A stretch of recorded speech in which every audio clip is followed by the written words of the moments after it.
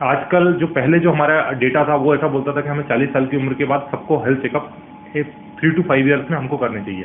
पर जिस तरह का सिनेरियो लगता है उस समय मुझे ऐसा लगता है कि आप अब तो ऑलमोस्ट हर किसी को 30 ईयर्स के बाद अपना एक रूटीन हेल्थ चेकअप कराना चाहिए, जिसमें हम कई बार पेशेंट का इकोकार्डियोग्राफी करते हैं, ईसीजी करते हैं, पेशेंट को ट्रेडमिल टेस्ट करके देखते हैं दौड़ के, तो उसमें कोई सिम्टम्स आ रहे हैं या नहीं आते हैं। बेसिकली हम प्रोवोक करके देखते हैं कि कोई सिम्टम्स आ रहे हैं या नहीं आ रहे हैं। अगर हमको इस तरह से कोई जानकारी मिलती है कि हाँ कुछ गड़बड़ है या डाउट है, तो फिर हम फर्दर और स्पेशलाइज इन्वेस्टिगेशन करते हैं। तो कई बार इस तरह के करने से हम कुछ लोग जो छुपी हुई बीमारी है उनको पकड़ सकते हैं और कुछ लाइफ सेव कर सकते हैं।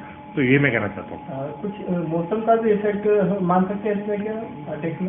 ऐसा कह पाना मुश्किल है। जो स्टैंडर्ड लिटरेचर है पुराना, ऐसा बोलते हैं कि सर्दियों में हार्ट अटैक की बीमारी थोड़ी ज़्यादा होती है। वैसा ही हमें थोड़ा बहुत हल्का फुल्का माइनर हमें अपने 5-10 साल की प्रैक्टिस में थोड़ा देखने को मिलता है कि जब विंटर सीजन आता है तो विंटर सीजन की वजह से स्लाइटली थोड़ा से हार्ट अटैक के केस बढ़ जाते हैं। पर ऐसा बोलना बिल्कुल गलत होगा कि विंटर आया तो युवाओं में इस तरह के केस देखने को मिले। वो हमें सभी स्टैंडर्ड केस हर एज ग्रुप में जिस तरह से हमें हर साल देखने को मिलता है उस तरह से देखने को मिलता है। वो चीज़ हमें कोविड से पहले भी देखने को मिलती थी, कोविड के बाद भी देखने को मिलती है।